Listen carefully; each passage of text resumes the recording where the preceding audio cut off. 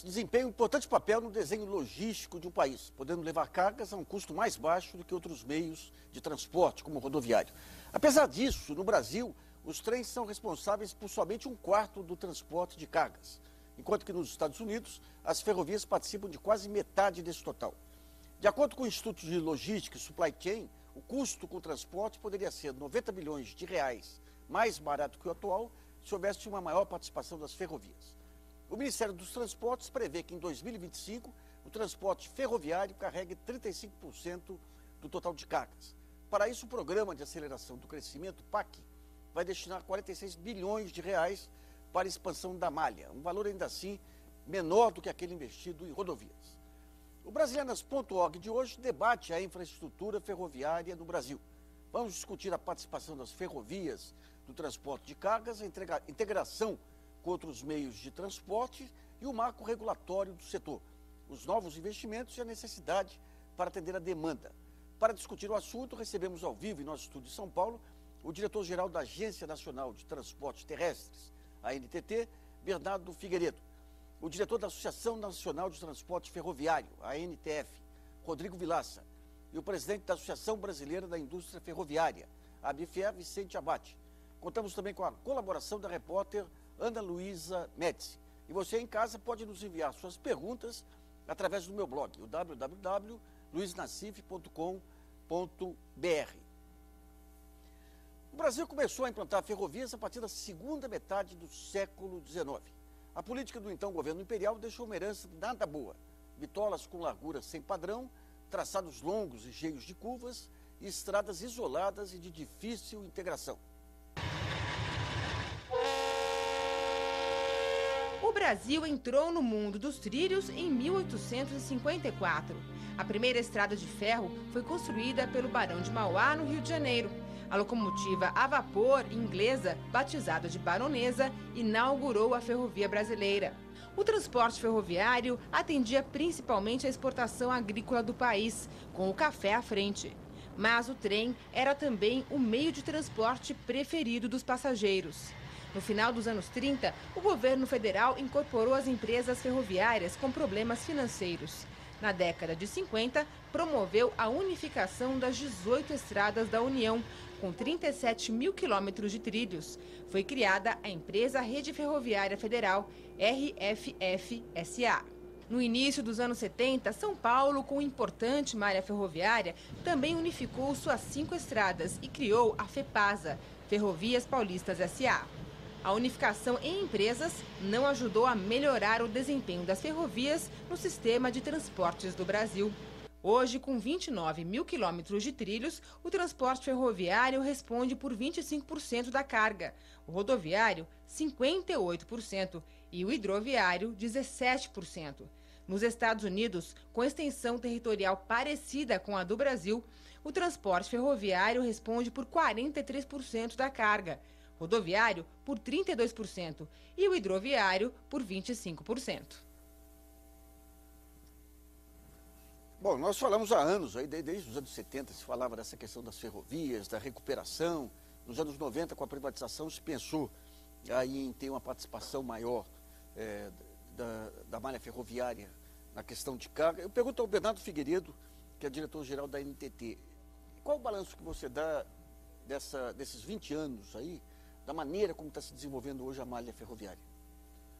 Olha, é inegável que tiveram alguns ganhos de aumento de produção, de recuperação. Nós tínhamos uma malha muito sucateada na época da rede ferroviária, que tinha um déficit financeiro grave e não tinha recurso para investir, fazia canibalização de equipamentos e das vias também. Nós tivemos uma recuperação dessa capacidade, um aumento significativo do volume transportado, muito por utilização dessa capacidade que estava sucateada, mas nós falhamos muito no investimento na modernização da ferrovia. Nós temos uma malha que 90% dela tem mais de 100 anos e o modelo de privatização adotado não previa o investimento na modernização da malha e isso cria limitações graves hoje. Rodrigo, se for dar um balanço aí das ferrovias, desde o pioneirismo aí do Lacia Moraes lá no Centro-Oeste, aquela questão da LL querendo entrar pela América do Sul. O que tem de feitos mais expressivos e o que tem de frustrações mais expressivas nessa tentativa de consolidação do transporte ferroviário? Nós temos dois viés, como o doutor Bernardo colocou. Nós fizemos uma primeira metade dessa concessão que, naturalmente, procuramos absorver aquilo que era possível dentro da malha existente, dessa malha sucateada, dessa malha sem atratividade. Naturalmente que a questão econômica do país, que não se imaginava 15 anos atrás, até mesmo 5 anos atrás, 10 anos, é uma reativação tão forte, uma potencialização do Brasil de uma maneira tão significativa, ao ponto de nós renovarmos os votos da própria autoestima do setor ferroviário. Então, o Brasil agora tem um programa, tem uma revitalização em curso, precisa aprimorar esse processo de melhoria nessa segunda etapa e naturalmente, com o plano de expansão previsto, nós vamos, sem dúvida nenhuma, avançar muito mais do que já fizemos. Mas é preciso corrigir algumas deficiências que nós não podemos. Respondendo à sua pergunta, a correção na malha existente. A malha existente, por esse século passado, ela trouxe e ainda nos traz muitas deficiências operacionais. Só para entender um pouquinho, na privatização, você tem o transporte, você tem a bitola lá. De quem que era a responsabilidade da modernização da bitola aí? Nós somos responsáveis pela recuperação do sistema ferroviário, ou seja, da via, da manutenção da via e da operação do transporte, não da expansão da malha. Tá. Mas são situações que hoje nós entendemos que o poder público tem, e junto com a iniciativa privada, todas as condições de ampliar essa malha ferroviária brasileira. Vou perguntar para o Vicente Abate, que é presidente da BIF, Associação Brasileira da Indústria Ferroviária. O Brasil já teve um grande parque aí, voltado à questão ferroviária, que depois foi desmantelado. Em que pé que está hoje a indústria de equipamentos aí? A indústria ressurgiu depois dessa desestatização do sistema, no meio da década de 90, e vem crescendo a olhos vistos. E ela tem procurado atender a todas as necessidades técnicas das concessionárias e dos usuários das concessionárias. Então, temos feito investimentos no sentido de aumentar a nossa capacidade de produção. Então, no começo da privatização houve muita importação. Hoje, como é que está a divisão entre a produção? O que se produz aqui internamente e o que se importa aí? Eu diria que no começo houve mais recuperação do sistema, das vias permanentes, da frota de vagões e locomotivas, e se começou a adquirir vagões e locomotivas novas a partir de 2003, que coincidiu com o plano de revitalização das ferrovias que o governo federal lançou.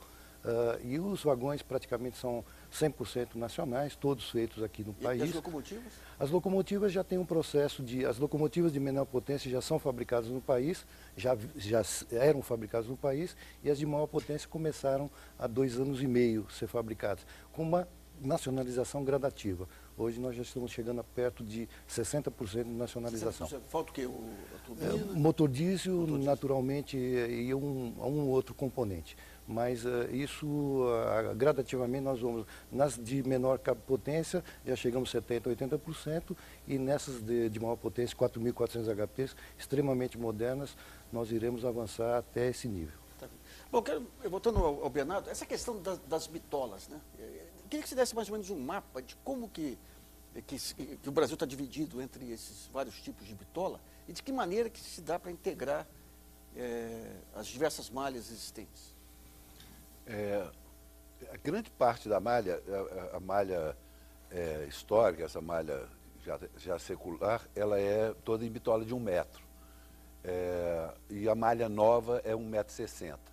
Inclusive, as novas ferrovias estão sendo construídas em bitola de 1,60 m. Do ponto de vista da operação ferroviária, você tem hoje uma ferrovia em bitola de 1 metro, que é a Vitória Minas, que é uma ferrovia de excelência, é uma ferrovia que acho que está em 3º lugar entre as ferrovias mundiais, em termos de produtividade. É a Vale do Rio Doce. Então não é a bitola que faz a diferença, é a característica da via, a qualidade da via. Não acredito que seja viável a gente ter uma ampla conversão de bitolas para uma mesma bitola. Acho que a gente vai ter que fazer isso seletivamente em alguns corredores que são estratégicos. E a bitola predominante no Brasil vai ser a bitola larga, a bitola de 1,60 m. que permite maior capacidade, maior velocidade, e é uma malha mais, é uma bitola que permite um transporte mais eficiente. Rodrigo, em relação à integração com a América do Sul, as ferrovias estão cumprindo esse papel? A ALL, eu lembro que nós fizemos alguns seminários onde tinha essa ideia da integração. Você avançou nisso? Não, é muito reduzida. Naturalmente, a ALL faz esse trabalho no Sul e lá também temos o problema da bitola, da diferença de bitola. Então, em Uruguaiana há necessidade de transbordo da mercadoria para o sistema argentino. É bem mecanizado? Ou Já evoluímos bastante, tanto para o fato de contêineres como até mesmo de granéis sólidos em maior expressão, onde há uma sistemática mais adequada para a movimentação desse tipo de carga. Mas ainda é ineficiente. Bom, vamos a algumas questões levantadas aí para os nossos telespectadores, que estão com a Ana Luísa Médici. Bom, Nassif Márcio pergunta o seguinte, ele fala, o traçado das antigas ferrovias foi planejado em função das locomotivas a vapor. Atualmente as locomotivas diesel elétricas seriam subutilizadas nesses traçados antigos. Em vez de acabar com os ramais deficitários no passado, não deveriam ter sido reprojetados? E ele pergunta também, muito se fala do trem-bala, mas até qual distância é viável e a partir dessa distância o transporte aéreo seria mais econômico do que o ferroviário? A questão da modernização da malha antiga, o problema dela não é só que ela foi construída para tecnologia de locomotiva a vapor. O problema é que ela foi feita para uma economia também do século XIX e início do século XX. Então, nem sempre os traçados são coincidentes com a demanda que o mercado tem hoje. Então, acho que a gente tem que pensar de uma forma seletiva, acho que essas ferrovias têm que ser modernizadas, mas nós temos que ser seletivos para modernizar aqueles trechos que fazem sentido do ponto de vista da economia. Com relação ao trem de alta velocidade, a distância considerada ideal para o trem de alta velocidade é entre 500 e 600 quilômetros. É onde ele é mais competitivo em função do tempo de viagem. Que é o caso do eixo Rio-São Paulo, por exemplo, que é considerado um clássico de adequação da aplicação da tecnologia de alta velocidade. Eu queria ver com o Vicente Abate. Vicente, quando a gente pega navio, você tem todas aquelas especialidades, né? O graneleiro. Dentro do sistema ferroviário, quais são as especializações aí dos vagões para os diversos tipos de carga? E o que o Brasil já tem de know-how nessas áreas? Antigamente nós tínhamos um vagão tipo que era utilizado para todas as mercadorias. Hoje nós temos para cada tipo de mercadoria um tipo de vagão específico. Tem os vagões tanques para líquidos, sem dúvida nenhuma, para cimento também, vagões plataformas para contêineres, inclusive vagões hoje modernos que carregam 2 contêineres empilhados. Temos vagões gôndolas, hopper, com descarga rápida. Então, hoje em dia, toda a demanda necessária para cada tipo de vagão ela é apurada, a concessionária faz a demanda e a indústria faz o projeto e executa. O Bernardo colocou aqui que a rede no final do século XIX foi projetada de acordo com critérios de demanda que mudaram com o tempo aí. Eu pergunto para o Rodrigo, onde tem ferrovia funcionando, em termos de competição aí com a rodovia, com os caminhões, essas ferrovias são plenamente utilizadas hoje?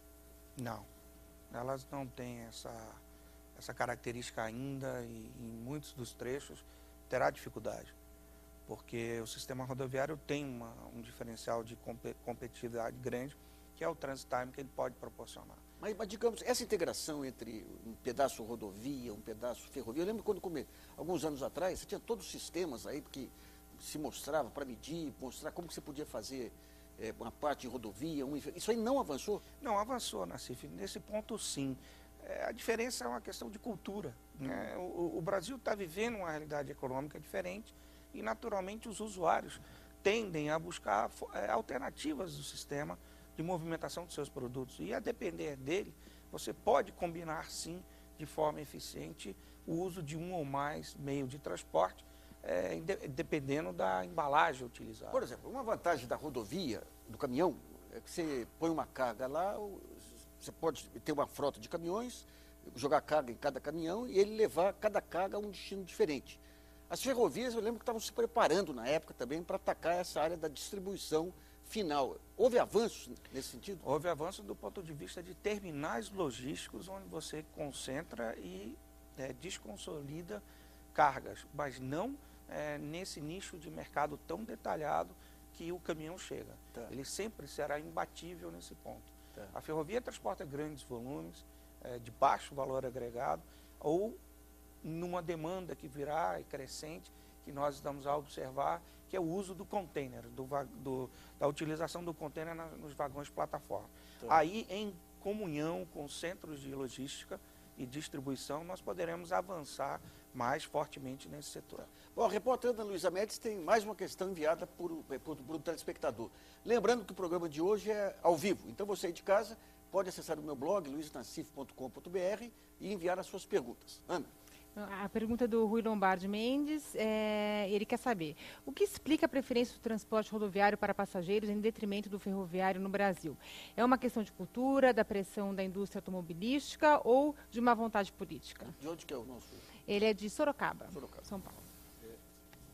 Nós temos que... Eu participei de um seminário e as pessoas estavam falando que lá em Salvador, e o pessoal estava falando que fazia Salvador, Belo Horizonte de trem.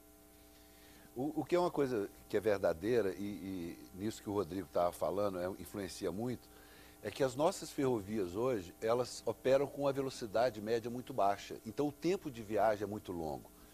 Isso influencia tanto o transporte passageiro, principalmente passageiro, quanto o de carga. Quer dizer, a ferrovia não é competitiva em vários segmentos, porque a velocidade, o desempenho do trem é muito baixo.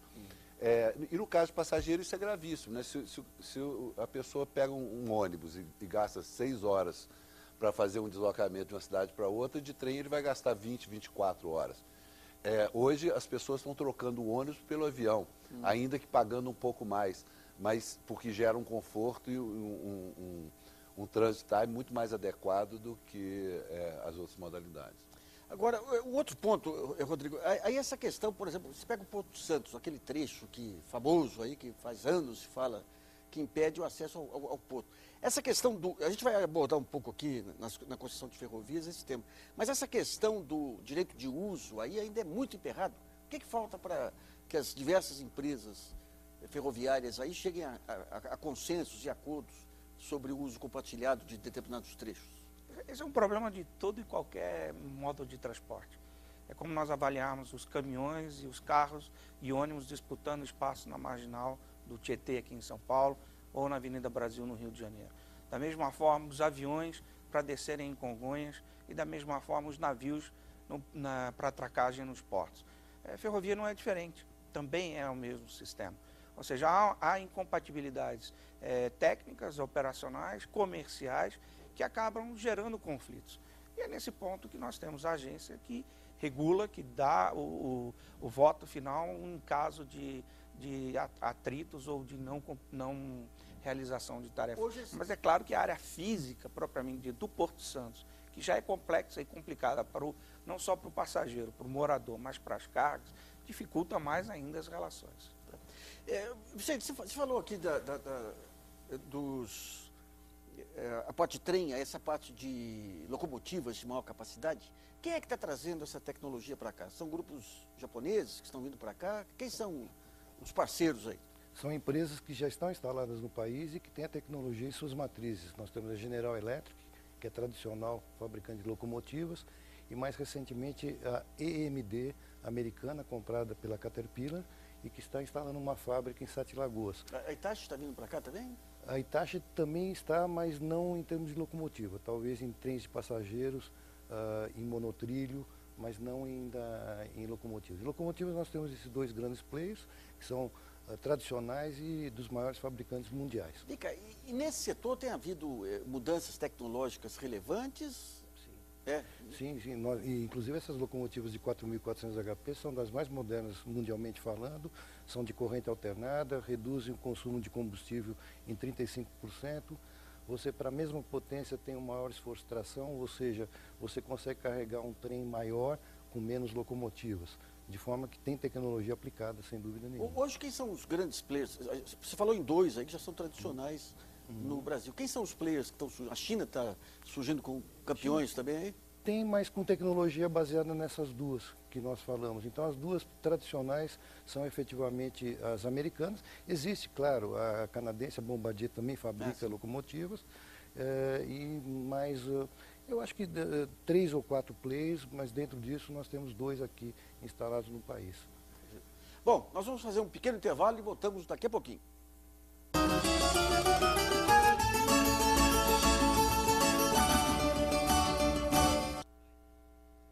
Voltamos com Brasilianas.org discutindo a infraestrutura ferroviária brasileira.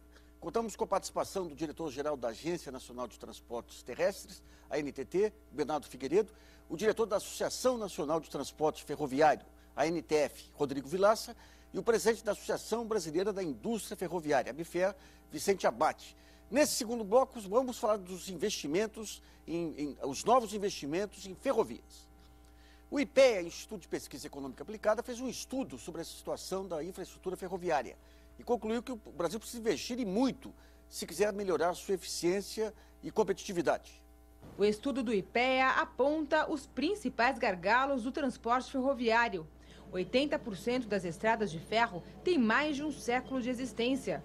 As bitolas têm tamanhos diferentes e faltam terminais intermodais. No Brasil, as ferrovias transportam basicamente produtos agrícolas e minérios. Segundo o IPEA, o setor precisa investir mais de 112 bilhões de reais em 141 obras. O PAC 2 prevê investimentos de 46 bilhões de reais para a expansão de 4.700 quilômetros de ferrovias. Estudos de viabilidade para novos 3.000 quilômetros de trilhos e 2.000 quilômetros para o trem de alta velocidade nos trechos São Paulo-Campinas, Campinas-Triângulo Mineiro e Campinas-Belo Horizonte. Bom, nós vimos aí os dados que o IPEA estimou e os dados do PAC, uma desproporção muito grande. Eu pergunto para o Bernardo Figueiredo, quer dizer, com esses valores do PAC, vai ser suficiente para modernizar o necessário aí, o setor? Assim, como a gente tem um problema de limitação de recursos para investimento, eu acho que os investimentos listados no PAC, eles procuraram atingir as áreas que tinham deficiência de logística e que não tinham ferrovia. Toda a nossa região centro-oeste, norte, nordeste, nós não tínhamos sistema ferroviário, o que existia não atendia a demanda. Então, assim, os eixos que estão contemplados no PAC são os eixos prioritários. Agora, nós temos uma densidade de malha ferroviária muito abaixo do padrão internacional. Então, assim, precisamos ter mais ferrovias? Sim, precisamos. Agora, nós precisamos de ter também as ferrovias que existem bem exploradas e sendo competitivas no mercado. Né? E eu acho que o PAC encaminha isso bem. Esses investimentos são só investimentos públicos ou estão englobados a investimentos privados também? No PAC prevê investimentos privados. O trecho a extensão da Ferronorte até Rondonópolis é um investimento da LL. Os outros investimentos privados são da Transnordestina. Embora tenha um apoio público no financiamento, na estruturação financeira, é um empreendimento privado. Os outros são investimentos Agora, públicos. Se fosse traçar aí, digamos, essas rotas principais, qual que é o mapa estratégico aí das ferrovias em termos de território nacional? É a fronteira agrícola, né, do Centro-Oeste, Mato Grosso. Que essa é a ferrovia? Hoje tem a ferrovia, tem a Ferronorte. No PAC 2 prevê a extensão da Norte-Sul, um ramal da Norte-Sul até Lucas do Rio Verde, no Mato Grosso, que vai atender toda aquela região norte do Mato Grosso, que hoje é a maior produtora do Brasil. A Norte-Sul, que corta toda a área de produção do Tocantins e Goiás, inclusive sul de Goiás, que não tinha ferrovia. A Transnordestina também atende uma parte de Eliseu Martins, que é uma região que está crescendo muito na produção agrícola. E temos a ferrovia que vai até o Pantanal, que também é outra área rica em produção, e que são áreas que não existia logística, quer dizer, não tinha alternativa nenhuma que não fosse o caminhão. Ah, tá. Rodrigo, se fosse pensar, digamos, nesses traçados e nesses desenhos, já foi bem mapeado aí o fluxo de mercadorias e a integração com outros modais aí logísticos? Sem dúvida. Por exemplo, a gente tem um estudo aí da macro logística que acha que não, que faltaram mais estudos aí para determinar a necessidade efetiva? Naturalmente que sempre existirão controvérsias, e o bom é fazer parte delas do ponto de vista de que você possa expor suas opiniões. Eu entendo que sim, eu entendo que o governo apresenta para a malha ferroviária brasileira, para expandi-la, está dentro de uma lógica de atratividade comercial, somada à necessidade de melhorias na malha existente ou nas conexões com a malha existente. Naturalmente, são dois momentos distintos, duas situações de alto valor e outras de necessidade de obra física, que são necessários tempos diferentes de execução, até pela sua complexidade, daquilo que já existe e daquilo que nós estamos por fazer.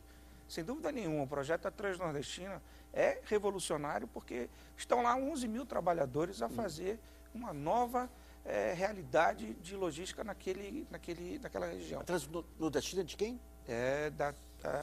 Do grupo CSN hoje, que é o sócio majoritário, que vem investindo com apoio do governo federal e do BNDES de forma muito expressiva.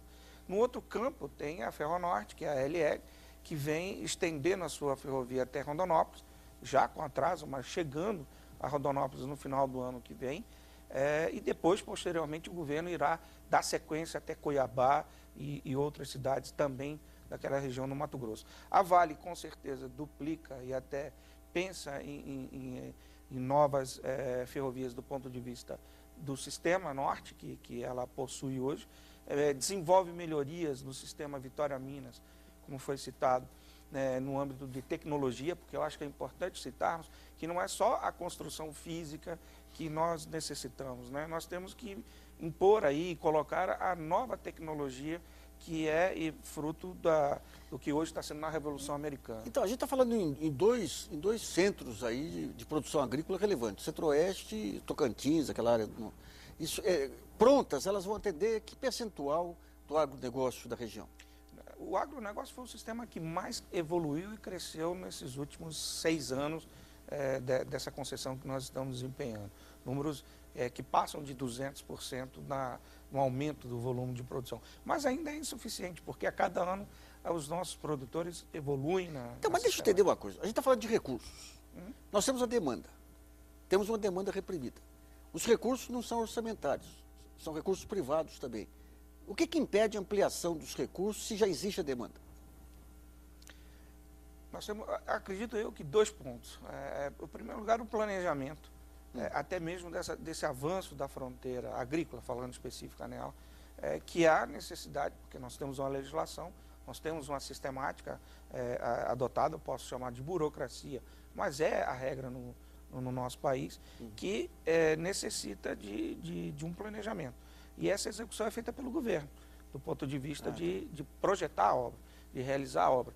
O que eu coloco, adicionando ao que o Dr. Bernardo falou, é que o novo momento vai proporcionar a entrada da iniciativa privada com apoio do governo para que essas obras ganhem mais celeridade e consigam romper barreiras de desapropriação de área, de licenças ambientais, da própria construção física e, junto com o apoio da indústria, que tem sido significativo nesse momento, nós possamos avançar mais rapidamente.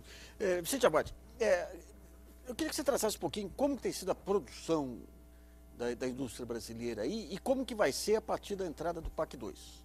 Ela tem evoluído ano a ano, nos últimos 10 anos. A década passada, por exemplo, nós já fizemos, perto da última década, melhor em termos de vagões, e a projeção para essa década em termos de vagões são 40 mil, contra o melhor número que tinham sido 30.600.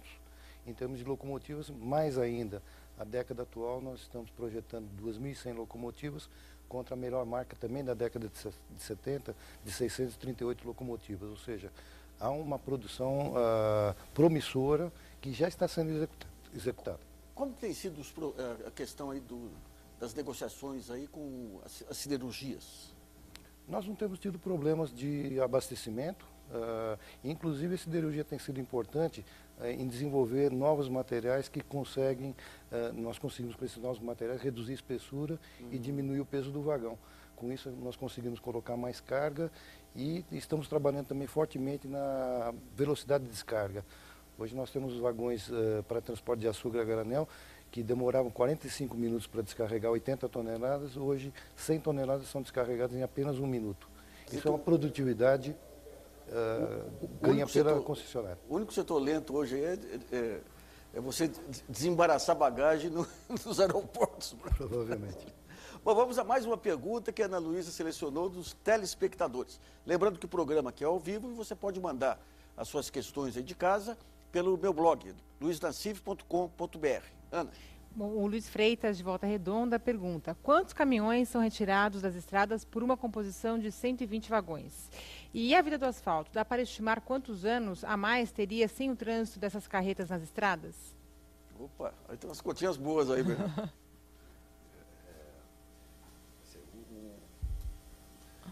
Um trem com 120 vagões tira perto de 100 caminhões da estrada, talvez até mais, né? 3 vezes e meio. Hã? 3 vezes e meio. 300 caminhões, 300 caminhões das estradas.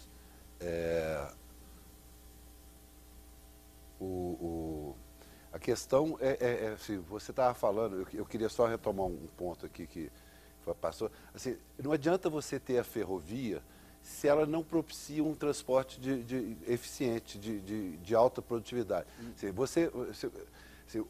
com o PAC 2, nós vamos passar a ter uma malha que vai permitir que você circule o trem com alta competitividade. Um trem que circule com a velocidade de 70, 80 km por hora, ele propicia um transporte mais barato para o cliente e estimula o investimento em vagão. Uma das principais restrições, inclusive, que amarra a nossa indústria ferroviária, é que hoje o investimento no vagão, numa ferrovia que permite que os trens circulem a 20 km por hora, ela não gera retorno para esse investimento. Então, você ter uma ferrovia de baixa qualidade, com baixo desempenho, não viabiliza um transporte ferroviário de qualidade. Pensa para mim, uma curiosidade que eu sempre tive aí. Você tem uma ferrovia. A ferrovia, ela está parada e os trens estão passando.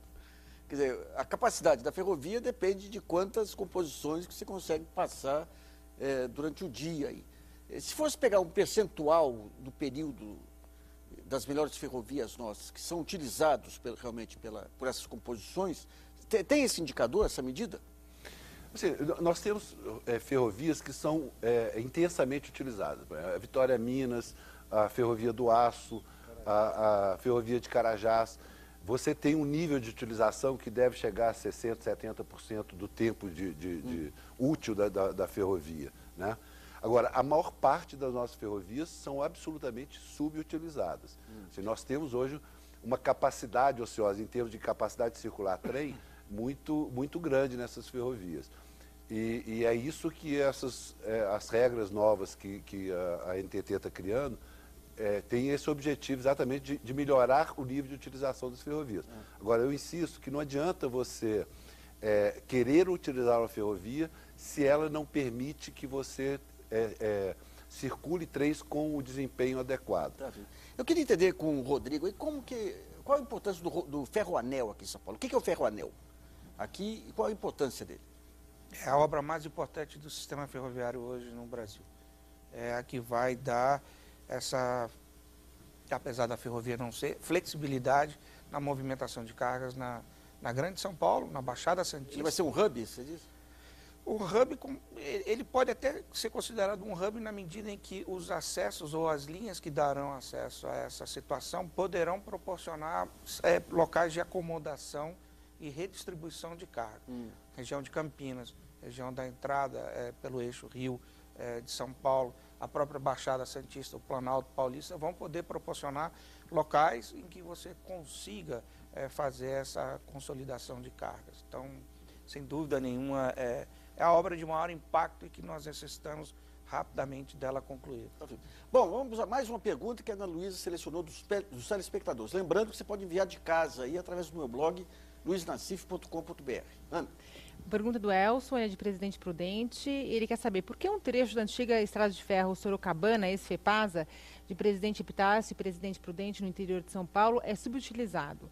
E o que as autoridades estão fazendo em relação ao sucateamento do patrimônio público por parte das concessionárias? Verdade. Essa pergunta é comigo, né? A questão é a seguinte, o modelo de concessão que foi adotado na década de 90, ele estabelecia como obrigação que a ferrovia devia manter as condições de trafegabilidade só. Ou seja, você não tinha nenhum estímulo, não tinha previsão de que ela tinha que investir na modernização. Então, alguns trechos ferroviários, eles perdem competitividade pelas suas características.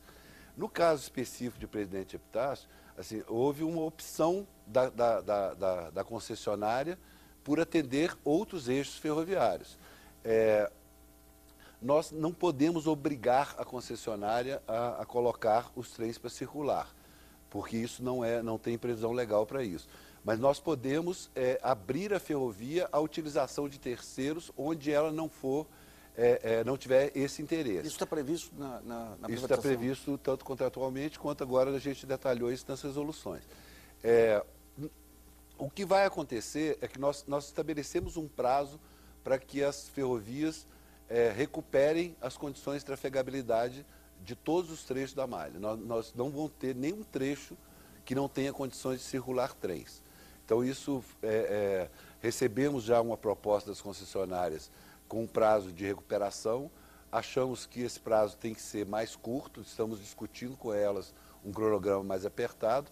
Agora, desculpe insistir nesse tema, mas nós temos que ter consciência de que uma ferrovia com um trem circulando a 20 km por hora e transportando 30, 40 vagões, não é competitivo com o rodoviário. Então, assim, os próprios clientes não teriam interesse em utilizar uma ferrovia com essas características. Então, não basta só dar condições de trafegabilidade. Nós precisamos também de modernizar as ferrovias e ampliar a capacidade e melhorar a velocidade nas ferrovias. Bom, vamos a mais um intervalo. No próximo bloco, nós vamos discutir essa questão da mudança do marco regulatório. Brasilianas.org, volta já.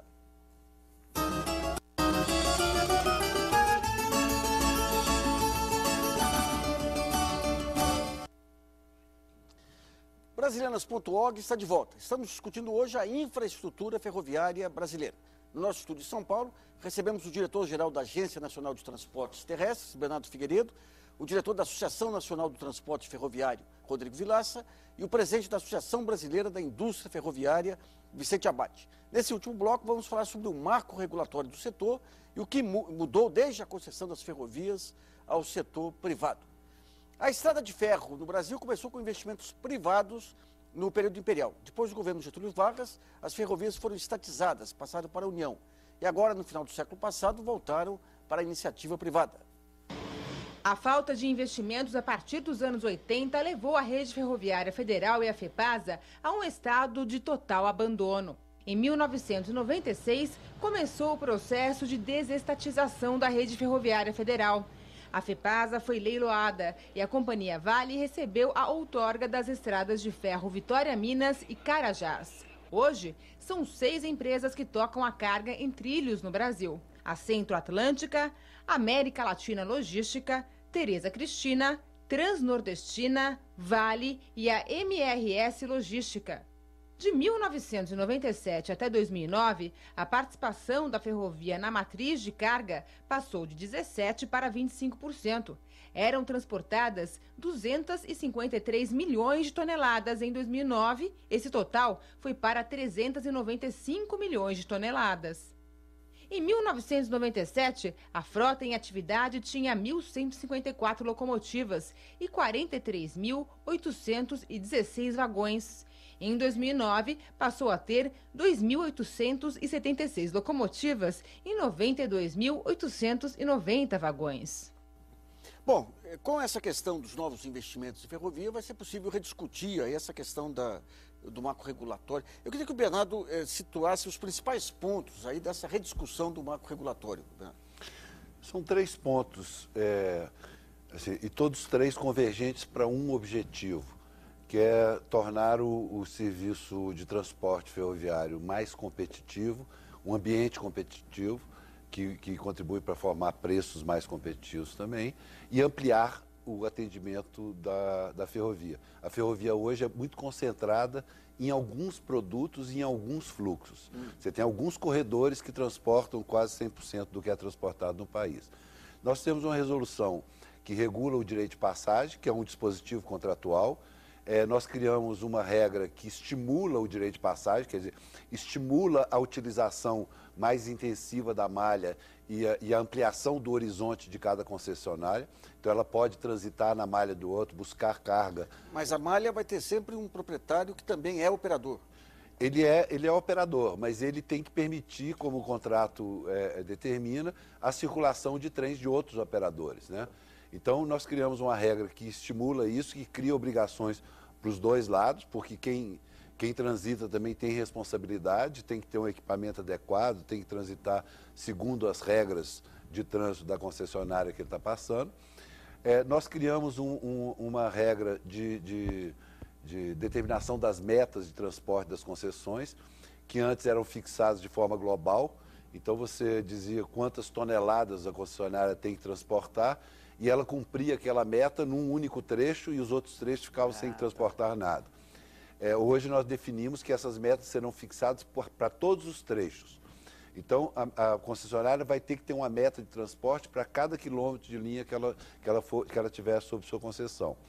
E aquela capacidade que ela não utilizar, ela abre essa capacidade para ser oferecida ao direito de passagem de outras concessionárias. E a terceira regra é a do direito do usuário. Nós criamos um mecanismo que permite ao usuário se defender de eventuais ações monopolistas inadequadas dos operadores de transporte ferroviário. Então, ele pode criar o seu próprio serviço, um serviço dedicado a ele, e isso vai estimular o investimento, inclusive, em equipamentos, em locomotivas e vagões, porque os usuários passarão a poder formar seu próprio trem e ter esse trem circulando de uma maneira dedicada a ele.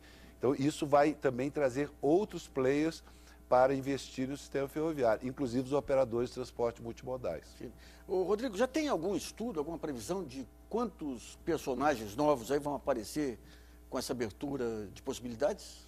Não, mas eu quero crer que uma dezena deles entrando no sistema poderá proporcionar resultados bastante interessantes, tanto para nós, operadores atuais, como para o usuário, em benefício da própria União. Se você pegar telecomunicações, quando você abre, assim, separa, ou mesmo o setor elétrico, a distribuição, da transmissão, tem um aparecimento de muitos tipos de personagens aí. No setor ferroviário, vão aparecer serviços adicionais ou vai ter simplesmente aquela empresa que vai alocar aí um pedaço aí de fazer o seu próprio transporte? Eu vou com uma colocação, doutor Bernardo. Eu acredito que os operadores logísticos são a figura mais adequada para estarem dentro desse processo. Eu não acredito que teremos muitas figuras dentro do sistema ferroviário, até por ser um projeto diferenciado. Tá. Abate, essa questão dos operadores logísticos aí, de que forma que a tecnologia está avançando para permitir essa transição de contêineres e tudo de um tipo de modalidade de transporte para outra? A indústria ela tem feito, por exemplo, no caso de contêiner, vagões específicos para esse transporte e inclusive, com possibilidade que o próprio contêiner permite que você transborde esse contêiner para o caminhão, para o navio ou mesmo para um barco. De forma que, nesse sentido, sem problema nenhum. Nos demais tipos de produtos que vão trafegar, sejam eles líquidos ou sólidos, também os vagões permitem a descarga mais rápida e a carga, inclusive, também mais rápida, de forma que você tem... O importante é que hajam centros logísticos, de forma que você possa fazer o transbordo da carga quando necessário e até para esse efeito de estocagem. Também você não consegue... No modelo atual, tem algum centro aí que seja modelo aí para essas novas atividades? E centro em que sentido? Logístico. Sim, existem. Existem vários terminais nesse sentido, em Cubatão, em Goiás, mesmo na própria ferrovia de Carajás, existem. Então, tem que ser aumentado. Realmente o investimento em infraestrutura ele é fundamental no sentido não só de prover a malha com mais extensão, como também mais centros logísticos. Tá. Bom, vamos a outra pergunta enviada por um dos nossos telespectadores. Ana. Bom, Nassif, tem duas perguntas aqui sobre fiscalização. Eu gostaria de fazer as duas porque são interessantes. O primeiro é de Frederico Rodolfo Efron, ele de União da Vitória, no Paraná. Ele pergunta por que a Agência Nacional de Transporte Terrestre não fiscaliza a América Latina Logística de fato? Porque é uma vergonha o descaso da concessionária com patrimônio da ex-RFF-SA aqui na minha região. E uma outra pessoa também pergunta sobre fiscalização, que é o Carlos César de Freitas, de Fortaleza. Ele diz, trabalhei como engenheiro na obra transnordestina e acho que o tipo de contrato aplicado para a execução da construção da obra deixa falhas na segurança da obra, pois este contrato, aliança, não garante a qualidade da obra pela falta de uma fiscalização independente. Já denunciei a má execução da obra. Queria saber qual é a sua responsabilidade, ele pergunta isso no caso, a sua responsabilidade referente a essa obra, essa questão. Então vamos aos dois casos. Assim, no caso da fiscalização, não é verdade que a agência não fiscaliza todas as concessionárias, inclusive a América Latina Logística. O que a gente tem que entender é que o limite da fiscalização. Então nós temos vários problemas que eventualmente são atribuídos às concessionárias que não são de responsabilidade dela. E alguns problemas que são percebidos como problema pela sociedade e, na verdade, são possibilidades contratuais, tipo esse que eu falei. Ela tem uma ferrovia e não circula nenhum trem. O contrato permite que isso aconteça. Eu não posso obrigar. Agora, ela tem que manter as condições da via. E isso nós fiscalizamos e autuamos a ALL e outras concessionárias. E, inclusive, assim, instalamos já processo de caducidade pelo não cumprimento de dispositivos contratuais. E, além disso, a NTT está fazendo 2 projetos da maior importância para ampliar a capacidade fiscalizadora da NTT. Um é o georreferenciamento de todos os ativos ferroviários arrendados. Então, nós vamos, que é um problema sério de origem. Quando a rede transferiu os ativos ferroviários para as concessionárias, nem a rede tinha ideia do que estava transferindo. Isso foi sendo construído depois da privatização. E até hoje nós não temos um registro adequado dos bens que foram transferidos. Nós estamos recadastrando todos os bens transferidos, estamos batendo essas informações com as informações originais da rede e estamos georreferenciando todos os ativos ferroviários. E o segundo passo, nós estamos criando na agência uma central de controle de operações, onde a agência vai poder enxergar todos os centros de controle operacional de todas as concessionárias. Então, nós vamos saber online o que cada concessionária está fazendo em cada trecho ferroviário, como é que ela está atendendo o cliente e se o desempenho dos trens, por exemplo, no caso do direito de passagem, que é uma questão importante, você entrou com o trem, se a concessionária parar seu trem 2 dias, você perdeu todo o seu transporte. Então, nós vamos fiscalizar como é que é o atendimento da concessionária que está permitindo o direito de passagem a outra que está circulando seus trens. Então, assim, a agência é nova, recentemente nós ampliamos muito os investimentos no aparelhamento da NTT, mas dentro dos seus limites a gente cumpre absolutamente e com muito rigor a fiscalização. Eu vou fazer uma pergunta para você, eu sei que vai contra os seus interesses de agência. Tem que ter, a logística é algo integrado. Você tem que pensar sempre de forma integrada. Tem lógica ter uma agência para cada modalidade logística? Não era mais adequado ter um guarda-chuvão e as secretarias embaixo, uma para portos, outra para ferrovia, outra para rodovia, outra para hidrovia? Eu não acho que a forma de organização, ela tem uma forma que funciona, outra que não funciona. Acho que qualquer um pode funcionar. Assim, o fato de ser repartido, e no caso do transporte até repartido só o porto, né, e o aéreo, exige uma coordenação de cima. Quer dizer, se você tiver, e nós temos o Ministério do Transporte como órgão integrador, então o Ministério pode garantir que a atuação de todas essas instâncias, cada uma com a sua especialidade, funcione adequadamente. Agora, quanto mais dividido embaixo, mais necessário uma ação de coordenação em cima. Rodrigo, um ponto que sempre, na questão de logística, acaba aparecendo, essa questão do ICMS, a dança das notas, aí, com cada estado tendo a sua legislação. De que forma que as ferrovias trabalham isso? Isso chega a interferir no trabalho das ferrovias? Tem um impacto bem menor do que o sistema rodoviário. Nossos corredores são no sentido de exportação.